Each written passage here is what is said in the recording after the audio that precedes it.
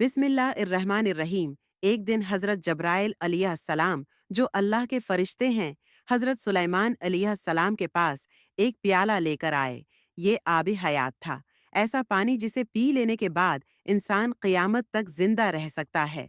हज़रत जब्राइल अलैहिस्सलाम ने फरमाया, अल्लाह ताला ने आपको ये अख्तियार दिया है कि अगर आप चाहें तो ये पानी पी लें और हमेशा जिंदा रहें।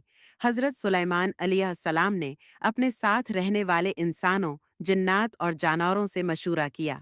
सब ने कहा, ये तो बहुत अच्छी बात है, आप ये पानी पी लें और हमेशा जिंदा रहें। लेकिन हज़रत सुलेमान अलैहिस्सलाम को ख्याल आया कि शायद किसी से मशूरा रह न गया हो। उन्हें याद आया कि एक कांटों वाला जंगली जानवर यानी सैह अभी बाकी है। आपने सैह को बुलाने के लिए घोड़ा भेजा, मगर सैह उसके साथ न आया। फिर आपने एक किता भेजा तो सेहा इसके साथ फौरन आ गया।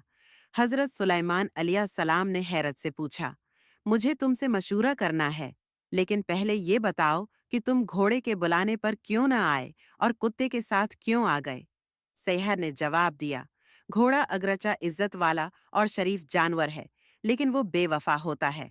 हमेशा यही चाहता है कि अपने सवार को गरा दे, और ये भी हकीकत है कि वो दुश्मन को भी अपनी पीठ पर सवार कर लेता है। जबकि किता अगरचा कम हैसियत वाला और नापाक समझा जाता है, मगर वो वफादार होता है। अगर कोई उसे एक बार भी कुछ खुला दे तो वो सारी उम्र नहीं भूलता। ये सुनकर हज़रत सुलेमान अलैहिस्सलाम ने फरमाया, मेरे पास आबे हयात का प्याला आया है, सबने मुझे उसे पीने का मशूरा दिया है, तुम्हारी क्या राय है? सिंहा ने पूछा, ये आबे हयात सिर्फ आपके लिए है या आपके अहले खाना और दोस्त भी उसे पी सकेंगे? हज़रत सुलेमान अलैहिस्सलाम ने फरमाया, ये सिर्फ मेरे लिए है।